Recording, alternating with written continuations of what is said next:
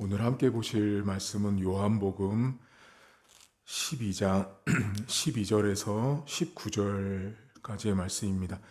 요한복음 12장 12절에서 19절입니다. 신약성경 168쪽에 있습니다.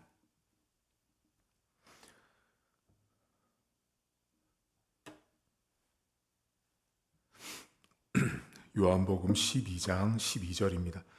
그 이튿날에는 명절에 온 큰 무리가 예수께서 예루살렘으로 오신다는 것을 듣고 종려나무 가지를 가지고 맞으러 나가 외치되 호산나 찬송하리로다. 주의 이름으로 오시는 이 곧 이스라엘의 왕이시여 하더라. 예수는 한 어린 나귀를 보고 타시니 이는 기록된 바 시온 따라 두려워하지 말라. 보라, 너의 왕이 나귀 새끼를 타고 오신다 함과 같더라. 제자들은 처음에 이 일을 깨닫지 못하였다가 예수께서 영광을 얻으신 후에야 이것이 예수께 대하여 기록된 것임과 사람들이 예수께 이같이 한 것임이 생각났더라. 나사로를 무덤에서 불러내어 죽은 자 가운데서 살리실 때 함께 있던 무리가 증언한지라. 이에 무리가 예수를 맞음은 이 표적 행하심을 들었음이러라. 바리새인들이 서로 말하되 볼지어다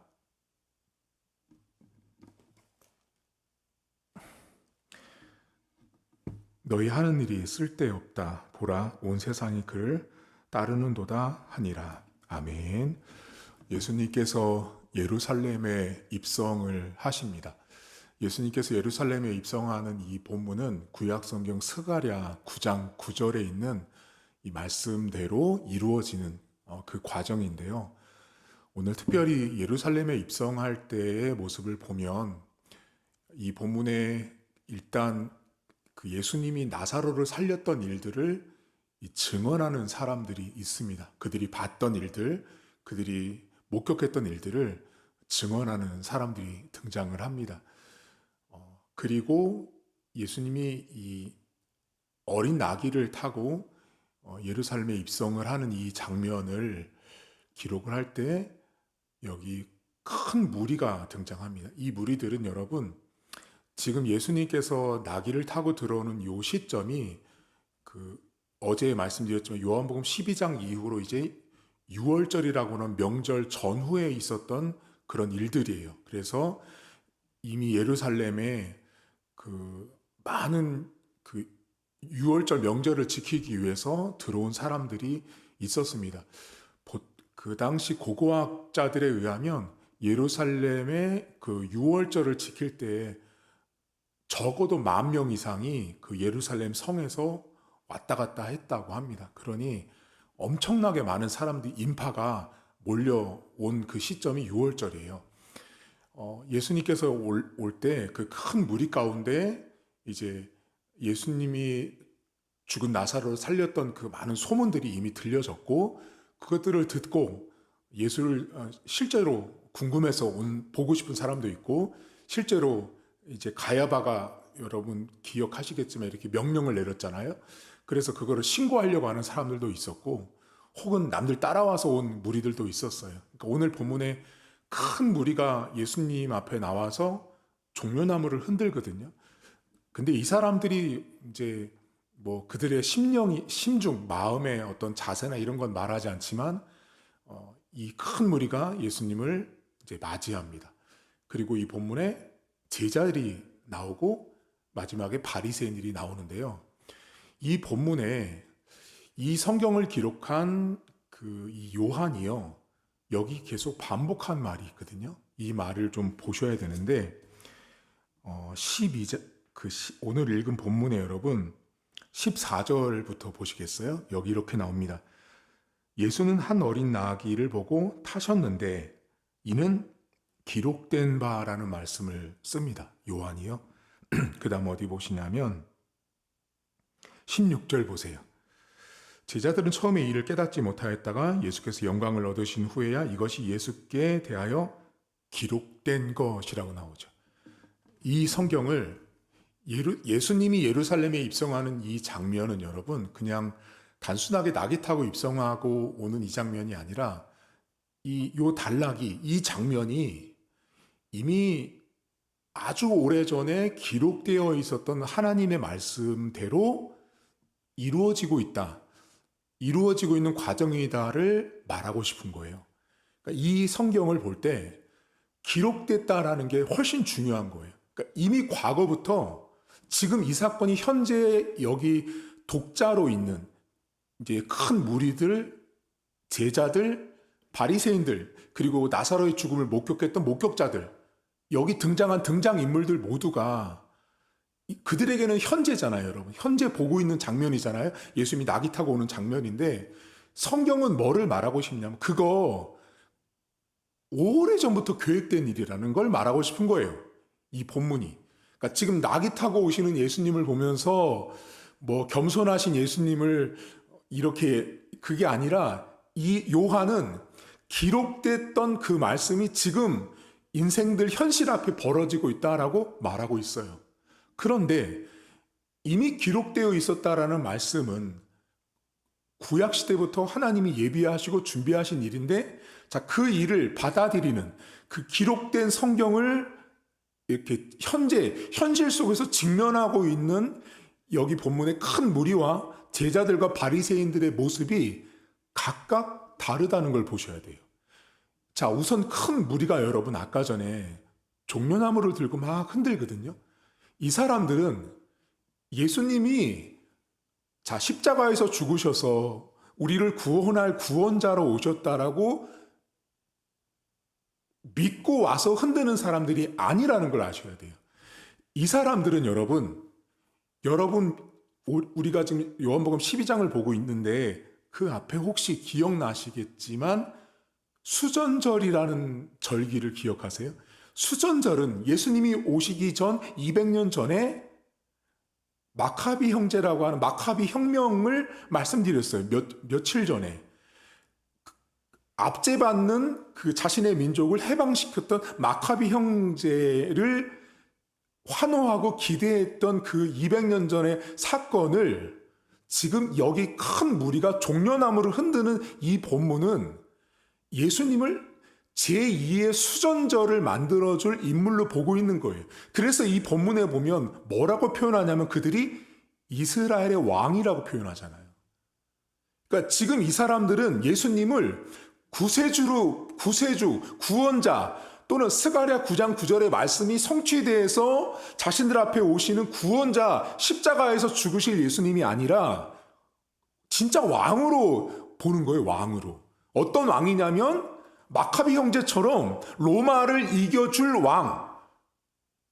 뭐가 문제죠, 지금 이 사람들 여러분? 예수님 앞에 그 예수님에게 지금 벌어지고 있는 이 일들을 바라볼 때 이들은 지금요, 목적이 너무 다른 사람들인 걸 아셔야 돼요. 이 큰 무리는. 그러니까 예수님을 따라왔지만 목적이 나의 구원자로서의 예수님이 아니라 정치적으로 나를 좀 도와줄 분으로 보고 있는 신앙생활을 하는 사람들 가운데 교회를 오는 목적과 방향이 다른 사람들이 오늘 본문에 나온 무리와 비슷한 사람들이에요. 이 무리들은 예수님을 와서 환호했지만 예수님을 높였지만 목적이 너무 다른 사람들이었다라는 거예요. 교회를 다닐 때 여러분 신앙생활의 목적이 복음이셔야 돼요. 신앙생활의 목적이 예수님이셔야 되는데 그 예수님에 대한 어떤 정의와 관점, 태도가 성경이 말하는 예수 그리스도와 관련된 게 아니라 그 목적 자체가 무리들처럼 헛된 희망이잖아요, 여러분. 이 사람들 갖고 있는 희망. 자신들이 갖고 있는 소망은 오로지 구원의 문제가 아닌 거죠. 매우 인간적인 자유, 인간적인 해방. 자신들이 원하는 목적을 위해서 예수님을 따라오고 환호하는 사람들이었어요. 여러분들은 교회를 왜 오십니까? 여러분들이 신앙생활을 왜 하시는지 물어보셔야 돼요. 200년 전에 마카비 혁명처럼 예수님을 내가 원하는 목적이라고 내가 원하는 어떤 기본에 맞춰서 예수님도 움직여지길 바라는 사람이라면 여러분들은 무리예요. 이 무리들은 아무리 종려나무를 흔들고 있었어도 이들은 예수님을 바라보는 태도가 틀린 사람들이었다는 걸 기억하셔야 돼요. 두 번째, 여러분, 제자들 나오죠. 이 제자들을 요한이 뭐라고 기록해요?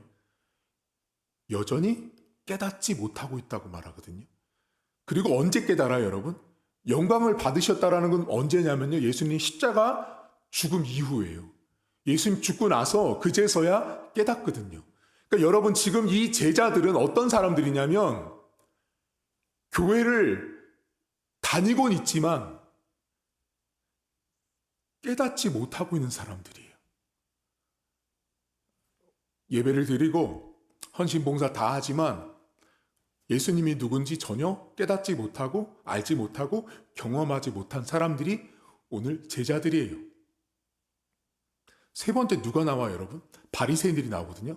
이 사람들 뭐라고 말해요? 바리새인들끼리 서로 말하되 이제 쓸데없다라고 말합니다. 어디 보실까요, 여러분? 19절을 잠깐 보시겠어요? 이거 본문을 보셔야 되는데, 바리새인들이 서로 말하되 볼지어다 너희 하는 일이 쓸데없다. 보라, 온 세상이 그를 따르는도다 라고 말하죠. 이 무슨 말이냐면, 여러분, 지금 바리새인들은 여러분 말씀드렸죠. 그 사내들인 공회의 일원이고 그 사람들은 로마가 세운 사람들이에요. 그러니까 그들에게 있어서 예수님은 제거의 대상인데 그 예수님을 따르는 사람들이 너무 많은 거예요. 너무 많으니까 이제는 어떻게 말을 하고 있냐면, 우리가 저 예수를 죽이려고 하는 일이 쓸데없다, 의미 없다라고 말하는 거예요. 그리고 세상이 그를 따르고 있다라고 말하는 거예요. 그러니까 예수님을 따라다니는 너무 많은 다수가 있다 보니 그 숫자 앞에, 다수 앞에, 사람들 앞에 그냥 잠시 잠깐 뒤로 물러난 거예요. 뭐가 문제죠? 이 사람들 지금 예수님이라고 하는 진리, 복음 앞에 우리 바리새인들이 하고 있는 예수님을 죽이려고 하는 행동은 쓸데없어라고 말한 게 아니에요. 진리를 깨닫고 진리를 알아서 우리는 쓸데없어, 우리가 이러면 안 돼 라는 깨달음이 온 바리새인이 아니라 다수, 숫자, 사람들에게 저렇게 많은 사람들이 따르고 있으니 우리가 해봤자 이제 의미 없으니 포기하자라고 말한 거예요. 뭐가 이 사람들을 가르쳐 주죠, 여러분? 바리새인들은 자신들의 이 방향을 진리 앞에 무릎 꿇은 자들이 아니에요. 진리, 복음 앞에 무릎을 진짜로 꿇은 자들이 아니라 숫자 앞에 무릎을 꿇은 자들이에요. 다수 앞에, 많은 사람들 앞에 보니까, 야, 저렇게 많은 사람들이 따르는데 우리가 어떻게 하겠냐, 쓸데없다라고 말하죠. 여러분, 오늘 본문에 지금 무리들, 그리고 제자들, 바리새인들, 이 사람들 전부 다 공통점이 뭐냐면, 그걸 요한이 알려준 게 뭐냐면 기록된 말씀이에요. 그 기록된 말씀을 무리들도, 제자들도, 바리새인들도 깨닫지 못하고 있다고요. 경험하지 못했다고요. 알지 못하고 있다고요. 부정하고 인정하고 싶지 않은 자들인 걸, 전부 다 하나님의 말씀, 오늘날로 치면 성경을 믿지 않는 거예요. 여러분, 교회를 다니면 다 성경을 믿는다고 보세요? 제가 경험상 교회 다닌다고 전부 다 성경 믿지 않습니다. 저 사람이 목사고 장로고 권사 집사니까 성경을 잘 믿겠지? 아니요. 성경을 믿지 않는 사람들이 있다라는 거예요. 심지어 장로면서 권사면서도 성경을 믿지 않습니다. 여러분, 그래서 이거 되게 좀 가슴 아픈 이야기지만, 내가 예수를 만나잖아요, 여러분. 내가 예수님을 진짜로 내가 인격적으로 이렇게 만나잖아요. 그럼 가장 나타나는 증상은 성경이에요. 이걸 여러분에게 어떻게 말해야 될지 모르겠지만 저는 그렇게 예수님을 만났어요. 여러분들이 예수를 만나면 성경이 읽고 싶어서 여러분 진짜 미치겠어요. 성경을 읽고 싶다고요. 그리고 성경이 읽고 싶어서 미치겠고요. 근데 그 성경을 읽다가 궁금하면 견디지를 못해서 더 공부하려다 보니 히브리어 헬라어를 보고 그것도 모자라서 더 배우고 싶어서 가는 게 신학교예요. 그래서 목사가 되거든요. 저 같은 목사가. 그러니까 예수를 딱 만나면 어디서 예수님을 만나요, 여러분? 예수님이 어디에 기록됐냐고요? 성경이라고요. 그 예수님을 딱 만나면 예배 시간에 성경을 듣다가 말씀을 듣다가 만나면 성경을 너무너무 읽고 싶어져요. 오늘 본문의 무리들, 이 사람들은요, 오늘날 교회를 다니면서 성경이 원하는 목적대로 신앙생활을 하지 않는 사람들을 대변해요. 자신의 목적을 따라서 자신들이 생각한 대로 교회와 예수님과 신앙생활을 바라보는 사람들이 무리들이에요. 제자들은 어떤 사람들이에요, 여러분? 오랜 세월 신앙생활을 했어요. 근데 뭐예요? 결국 깨달음이 없는 자들이에요. 여러분들이 신앙생활 할 때 특히 우리 교회 성도들, 아니 우리 교회뿐만 아니라 모든 크리스찬들이 해당될 수 있는 사람들이 바로 오늘 본문에 나온 제자들이에요.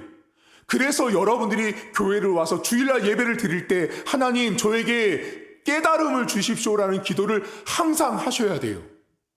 인간은 죄인이기 때문에 하나님 말씀을 거부하고 거절하려고 하는 아주 자동인 게 있어요. 이 내면 안에 죄인이기 때문에. 하나님 말씀을 깨달을 수 있도록 기도하셔야 돼요. 제자들은 하나님 말씀을 깨닫지 못한 오래 다닌 신자였지만 하나님 말씀을 들어도 어둠인 사람들이었어요. 소경이고 맹인인 사람들이었다라는 거예요. 바리새인들은 어떤 사람들이에요? 복음 앞에, 진리 앞에 자신들이 쓸데없다라고 말한 사람들이 아니에요. 복음을 깨달아서 진리를 인정해서 그렇지, 내가 틀렸지, 복음 앞에 서 있는 내가 틀렸지가 아니라 야, 저기 봐라, 저렇게 많은 사람들이 다수가 따르고 있으니 그냥 포기하자라고 한 사람들이에요. 이 사람들은 언제든지 다시 복음 앞에 반기를 들고 반항할 수 있는 사람들인 거예요. 이 세 사람 여러분, 무리들, 제자들, 바리새인들, 기록된 말씀, 성경을 믿지도 않고 깨닫지도 못했습니다. 오늘 하루를 출발하시면서 여러분 항상 하나님 제가 성경을 사모하게 해주십시오라고 기도하세요.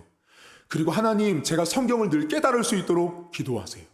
제가 성경을 항상 사모하고 깨닫고 성경을 읽을 수 있는 은혜를 달라고 여러분 기도하셔야 돼요. 여러분 삶에 정말 성경이 너무너무 읽고 싶은 그 체험이 그런 시간들이 내 안에 없었다면 진짜 죄송하지만 여러분 그거 심각한 문제예요. 예수를 만나면 내가 하나님을 정말 만나면 성경이 미친 듯이 읽고 싶다고요.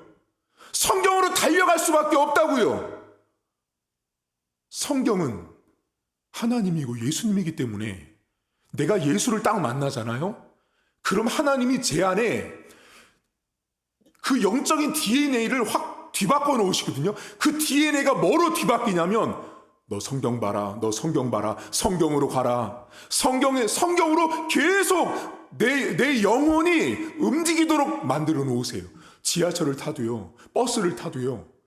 제가 청년회 때 그렇게 살았어요. 조그만 성경책 있잖아요, 여러분. 저는 버스 타도 지하철 타도 그 성경을 들고 읽으면서 다녔다고요. 어른 돼서 차를 끌고 다니니까 지금 못하지만 걸어 다닐 때 성경을 항상 끼고 다녔다고요, 저는요. 여러분은 그렇게 성경을 찾으셔야 돼요. 오늘도 제발 여러분 안에 성경이 믿어지는 하루가 되길 저는 바라고요. 교회를 다니는 게 중요한 게 아니에요. 신앙생활을 한다라고 말하고 교회에 다니면서 내가 장로고 권사고 집사라고 말하는 게 중요한 게 아니에요. 기록된 말씀을 내가 믿고 깨닫는 자인가가 훨씬 더 중요해요. 오늘도 스스로 자문해 보세요. 나는 진짜 예수님을 언제 만나서 예수님을 만났을 때 정말로 성경이 미친 듯이 읽고 싶었던 적이 언제 있는지, 지금은 나는 얼마나 성경을 정말 읽고 있는지 스스로 물어보시면서 무리처럼, 제자처럼, 바리새인처럼 성경과 관련 없는 신앙생활, 성경을 무시한 신앙생활 하지 않는 하루가 될 수 있기를 주님의 이름으로 축복합니다. 하나님 아버지, 무리들이나 제자들이나 바리새인들은 성경을 믿지 않았습니다. 하나님, 우리는 예수를 만나면 가장 자연스러운 증상이 성경을 보는 것입니다. 예수를 만나면 성경이 그렇게도 읽고 싶습니다.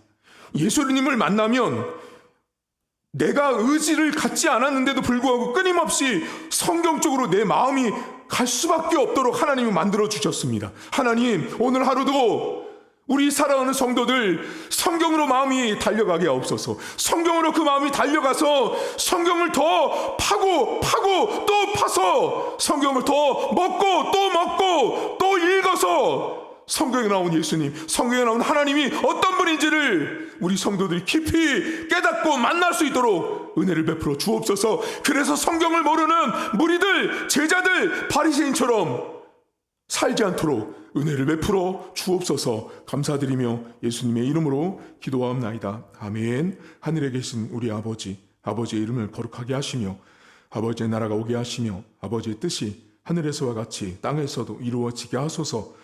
오늘 우리에게 일용할 양식을 주시고 우리가 우리에게 잘못한 사람을 용서하여 준 것 같이 우리 죄를 용서하여 주시고 우리를 시험에 빠지지 않게 하시고 악에서 구하소서.